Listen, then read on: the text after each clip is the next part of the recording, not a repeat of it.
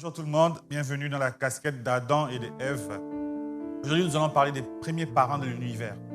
Et ce qu'on doit retenir dans la casquette d'Adam et d'Ève, première chose, que Dieu avait tout créé pour eux. Il y avait des animaux, il y avait la végétation, il y avait la nourriture, ils avaient tout pour être heureux.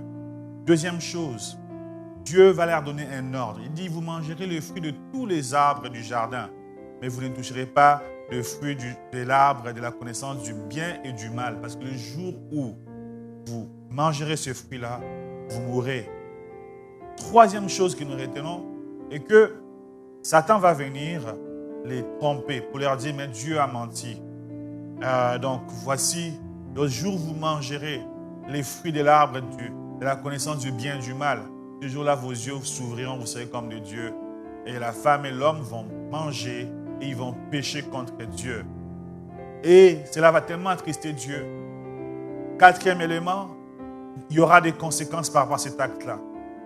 Ils seront premièrement chassés du jardin d'Éden où ils vivaient vraiment paisiblement.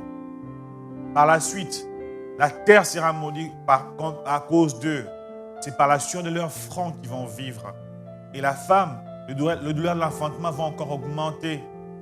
Et tout deviendra tellement difficile pour eux. Et à cause d'eux, le mal va se répandre dans l'univers.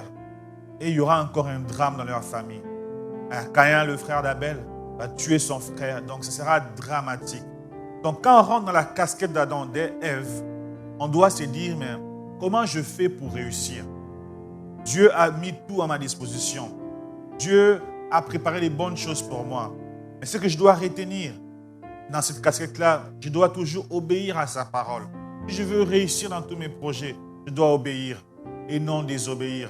Et je dois retenir dans cette casquette que si j'ai désobéi, il y aura des conséquences. Pour Adam et Ève, ils étaient loin du jardin.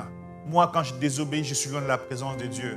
Et quand je suis loin de la présence de Dieu, il n'y a rien que je ferai qui va fonctionner. Voilà pourquoi nous nous ramenons dans la casquette d'Adam pour dire que Dieu veut nous voir prospérer. Il y a des choses qu'on doit éviter. Merci pour cette série. À la prochaine pour la série qui continue dans la casquette 2.